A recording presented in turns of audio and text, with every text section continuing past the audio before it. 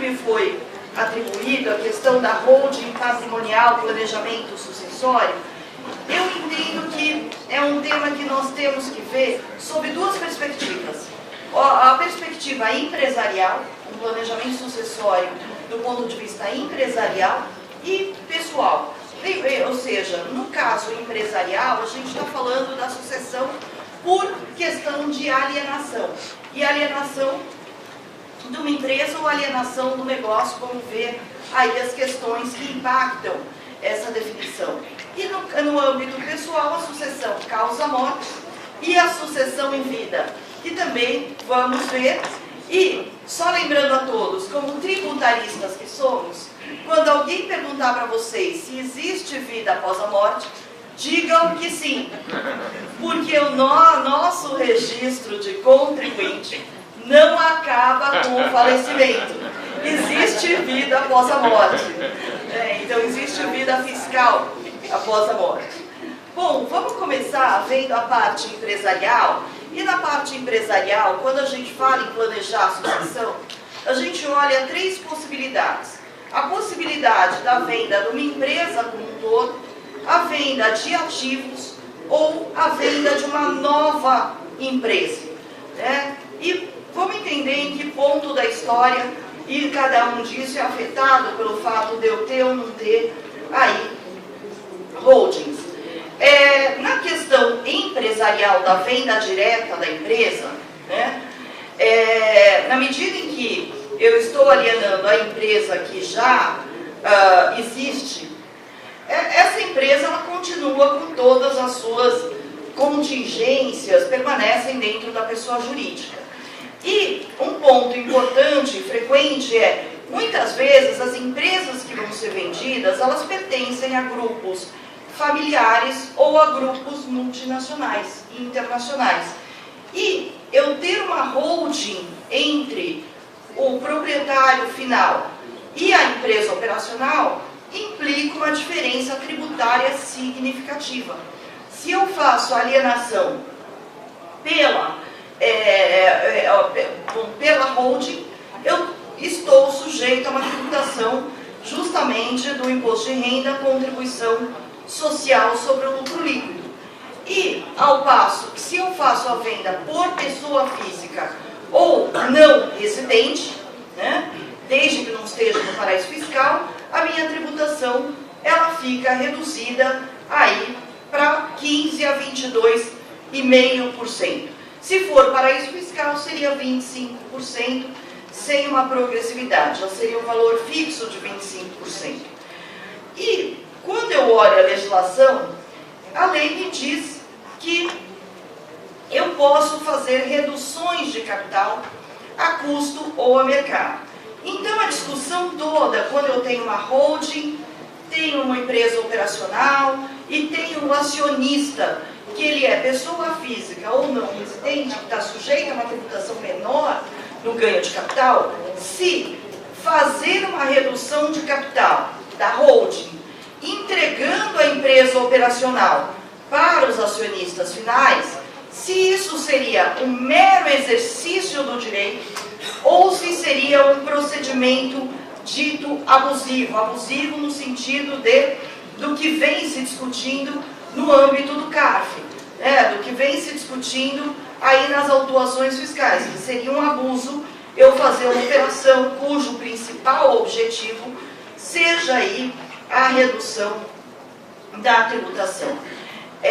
O que a lei me fala? A lei ela me permite fazer a redução de capital a custo ou a mercado, me dá essa opção de escolha, então a opção da escolha é do acionista, e isso está muito claro quando eu tenho a dicção aí do artigo 22 da lei 9249. Posso fazer a custo, posso fazer a mercado. Se for a mercado, a empresa operacional, ela vai pagar o imposto sobre ganho de capital. Então, é uma opção do contribuinte.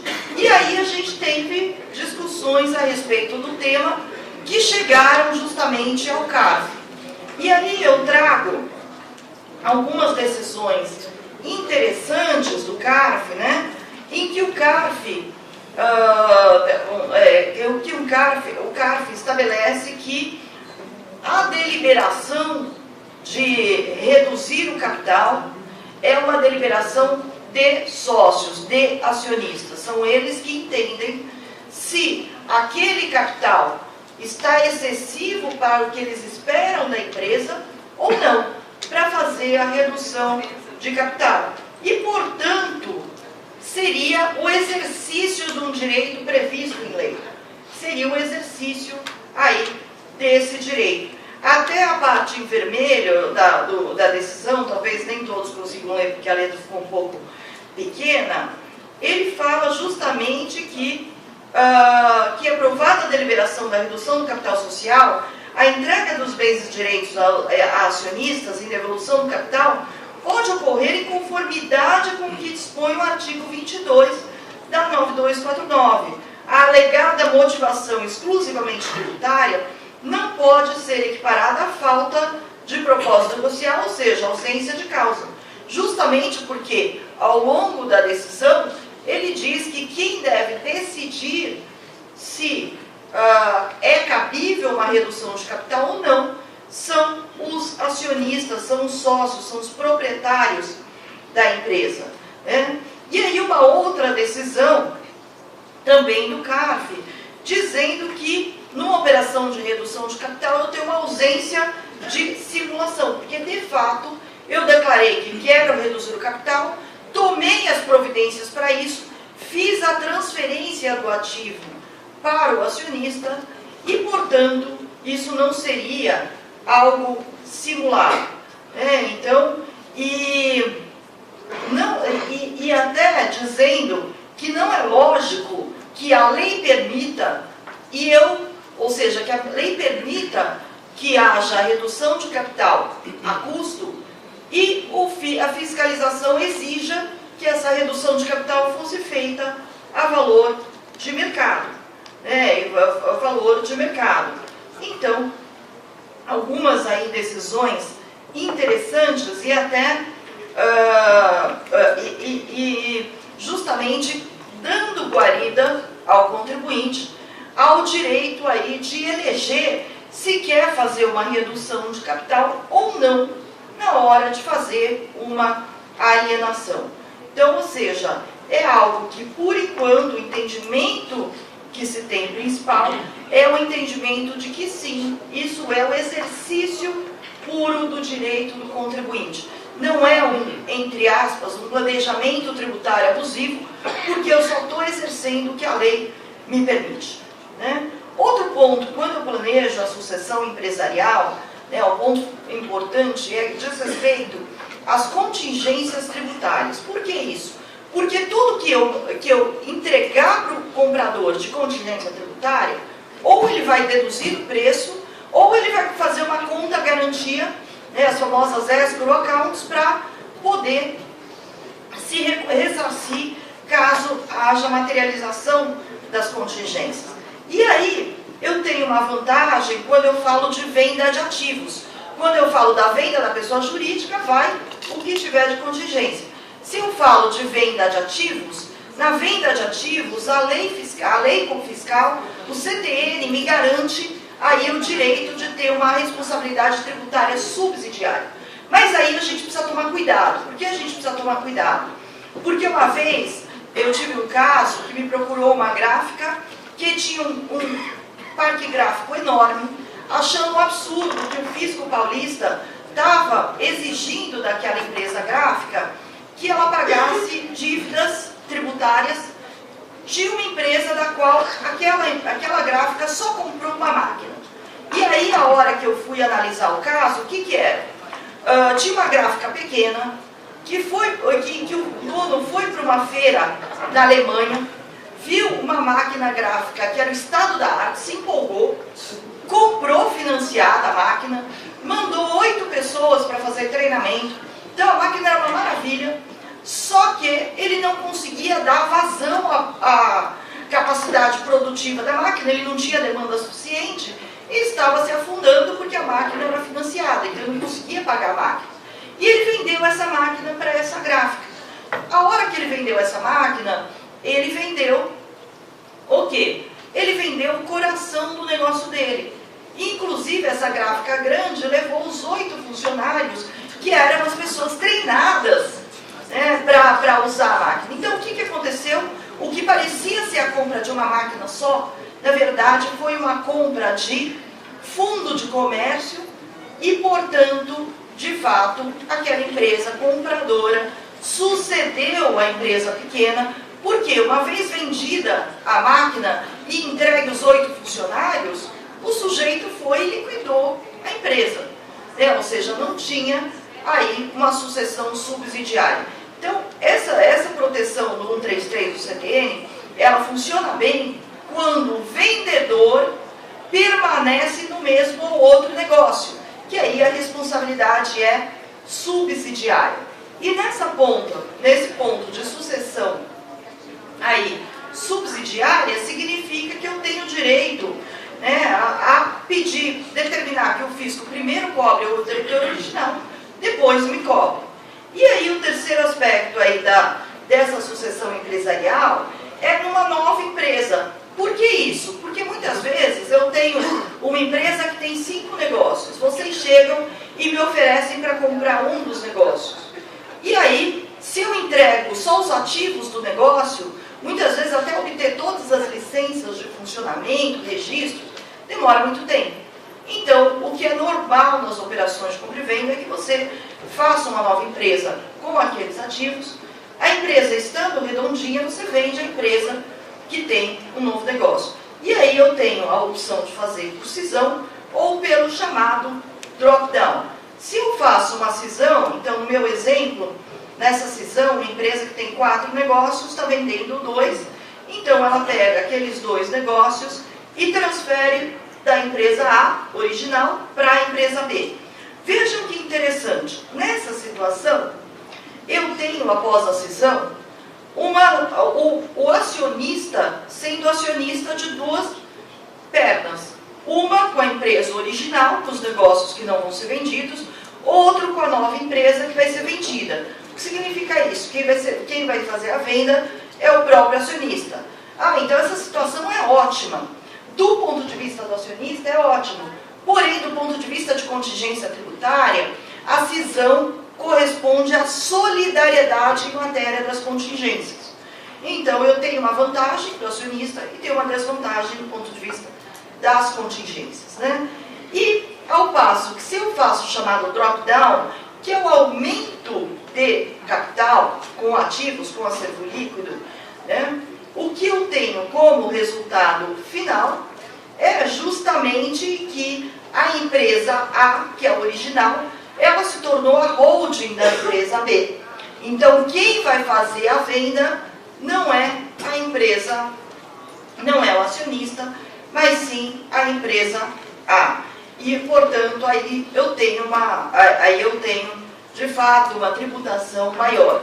Por outro lado, nessa situação de drop-down, como a transferência dos ativos se dá por aumento de capital da empresa A para a empresa B, eu tenho como vantagem aí utilizar o artigo 133 do Código Tributário Nacional e, portanto, uma sucessão subsidiária para fins de contingências tributárias.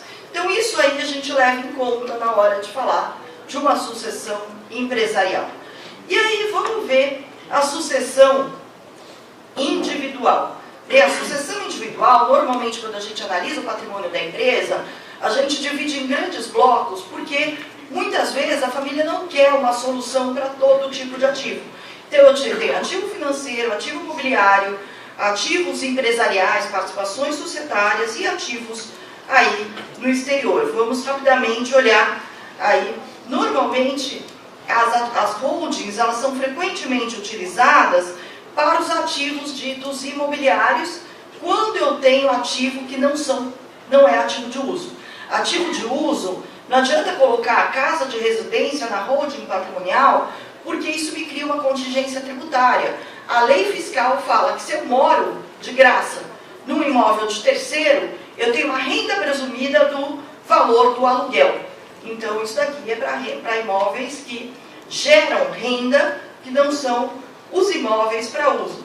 E a outra situação de holding em matéria de individual é para fins de governança corporativa. Por quê? Porque aí eu mantenho as discussões de família num nível acima da atividade operacional. E regulamento isso, a convivência da família, por meio aí de acordos de acionistas. Eu tenho tanto, se eu olho os grupos empresariais brasileiros, eu tenho tanto a formatação de ter uma única holding para todo mundo, e aí os grupos familiares, né, participam direto dessa holding, ou quando a família começa a ficar muito grande, porque eu estou na segunda, terceira, quarta geração, é comum você ter uma holding familiar e uma holding empresarial. E aí a holding, daí as discussões daquele ramo familiar ficam naquela holding daquele grupo específico. Eu tive um caso no Nordeste, por exemplo, que o que a gente fez é que cada uma daquelas holdings, 1, 2, 3, tinha direito a um único voto. Então, eles eram obrigados a se compor dentro da família, caso contrário, eles ficavam sem votar. Então, é dessa questão corporativa, governança corporativa, pode ser muito interessante. Mas daí chega o momento da venda, eu tenho holding do meio, que eu preciso, que eu tenho direito, como a gente tem visto, de fazer reduções de capital para poder chegar aí ao acionista, né? E para falar da sucessão tributária, né, eu tenho que pensar em duas coisas. Primeiro, no imposto sobre sucessão, né? Em São Paulo, o ITCMD, que é o nome completo, dependendo do estado, tem aí uma denominação diferente, e o imposto de renda sobre o ganho de capital. E aí a discussão que se coloca em matéria do patrimônio familiar é se eu faço ou não adiantamento em vida. Se é possível fazer a doação de 50% para quem eu bem entender, né? E outros 50% fazer a doação para aqueles que são os meus sucessores obrigatórios, né? São meus herdeiros necessários por lei. E eu posso fazer uma doação livre ou uma doação com reserva de usufruto, no qual eu tenho todo o controle até o falecimento. E só que tem que lembrar que eu tenho o uso e o fruto, não a propriedade. Se eu for fazer uma alienação, aí quem recebe o dinheiro é o donatário e não mais o doador. Então, quando me perguntam se eu antecipo ou não em vida, eu sempre digo para as pessoas que do ponto de vista tributário, vale a pena. Por quê? Porque no Brasil a gente tem a menor tributação de sucessão, né, se comparado com países da América Latina. Não estou nem comparando com os Estados Unidos, Canadá e tudo mais. Então, se eu olho, projeto a longo prazo, considero que a pessoa vai viver mais 20, 30 anos, chance do ITCMD, ITCD está maior daqui a 20, 30 anos, óbvio que é muito maior. Porém, eu tenho que também mostrar para ele que é uma questão de mentalidade. O bem deixa de ser dele. Então, ele não pode mais dizer, é tudo meu. Não, é tudo sob o seu controle se tiver usufruto. Mas, não é só dele. E o outro ponto é que, tal como no caso da redução de capital, na sucessão, também eu tenho a permissão de transferir a custo ou a mercado, né? Tenho até uma discussão se essa permissão seria só para doação em adiantamento de legítima e causa-mortes. E aí a doação pela disponível teria que ser a mercado. Bom, eu entendo que é para os dois. Por quê? Porque também não tem uma lei que fale que doação da disponível eu tenho que doar mercado. Então, eu não sou obrigado a usar mercado se eu não tenho uma obrigação legal a respeito disso, né? Se eu doar mercado, me gera um ganho de capital. Se eu doar a custo, a pessoa recebe o bem a custo e o ganho vai ser lá na frente quando se realizar o bem. E aí, dependendo do bem, vale a pena utilizar mercado. Vale muito a pena, quando eu vejo doação de imóvel, entrar no programa da Receita Federal e calcular quanto seria o ganho de capital. Por quê? Porque imóvel, quanto mais antigo, menor o ganho de capital que eu tenho. Então, muitas vezes, eu vejo pessoas que vão fazer a doação do imóvel residencial, do imóvel comercial, do sítio, da fazenda, o que seja, que está há 30 anos na declaração daquela pessoa e faz a doação a custo. Não, peraí, vamos olhar, que muitas vezes vale a pena fazer isso no mercado. Recentemente eu tive um caso que era a sucessão causa-mortes, tá? Em que foi feita uma análise num espólio que tinha a bagatela a custo de 80 milhões de reais de imóveis, né? A hora que eu jogava mercado, esse valor ia para 400 milhões, só que a base de cálculo da sucessão a mercado, porque eram imóveis muito antigos, foi de 30 milhões. Então a família achou ótimo pagar imposto sobre ganho de capital sobre os 30 milhões e receber os imóveis reavaliados. Por quê? Porque aí cada um era sucessão causa-mortes. Né? O patriarca gostava, achava que tinha que acumular imóveis e tudo mais. Muita gente mais, vamos dizer, acha importante ter mais imóveis do que aplicação financeira. Só que tinha alguns dos beneficiários, dos herdeiros, que se não vendesse imóvel, não tinha dinheiro para pagar o IPTU todo ano.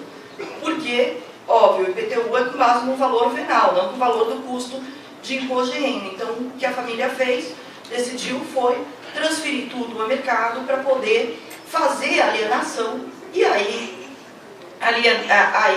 né, fazer caixa sem pagar novo imposto, aproveitando essa redução aí de capital.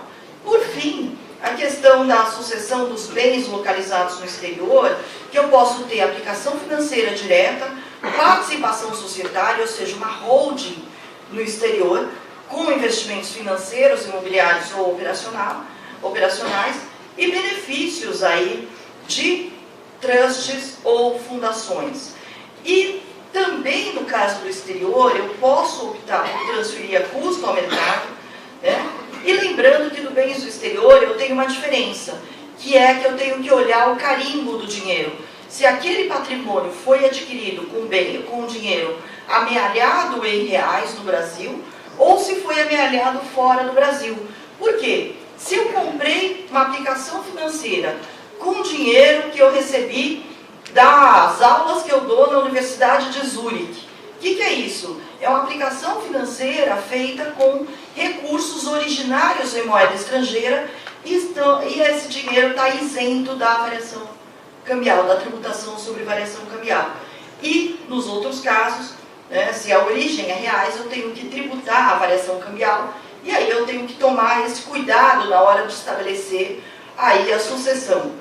E apesar de os bens não serem passíveis de inclusão no inventário brasileiro, porque o inventário brasileiro não fala a respeito dos bens do exterior, não dispõe sobre os bens do exterior, eu tenho que pagar o ITCMD e, se for a mercado, eu tenho que pagar, obviamente, o IR sobre ganho de capital, tendo a possibilidade de discutir em juízo a incidência do ITCMD, justamente porque não há lei complementar que estabeleça a tributação do patrimônio do exterior.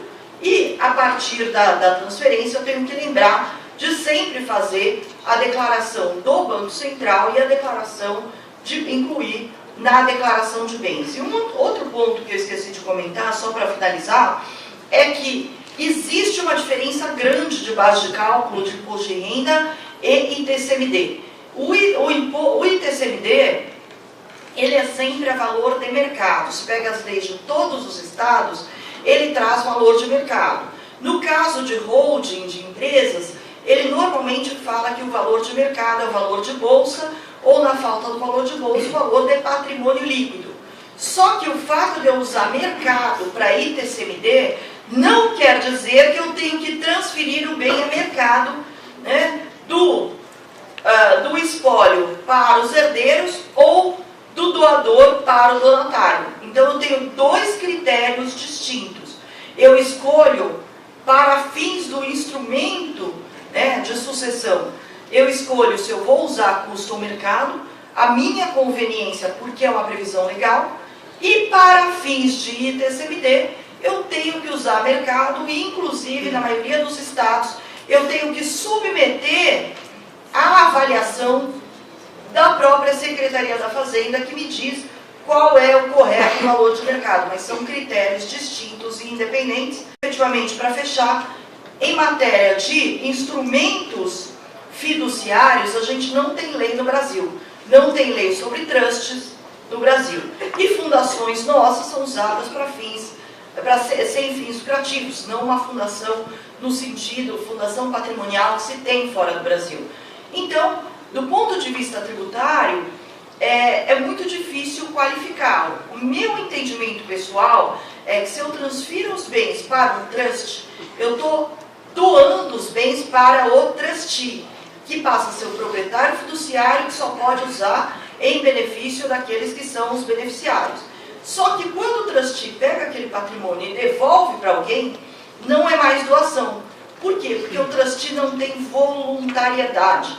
O trustee não pode doar para uma pessoa passando no meio da rua, vem cá, estou vendo que você tem necessidade financeira, eu vou te doar. Não, ele só pode entregar os recursos conforme certas regras para aquelas pessoas que são beneficiárias.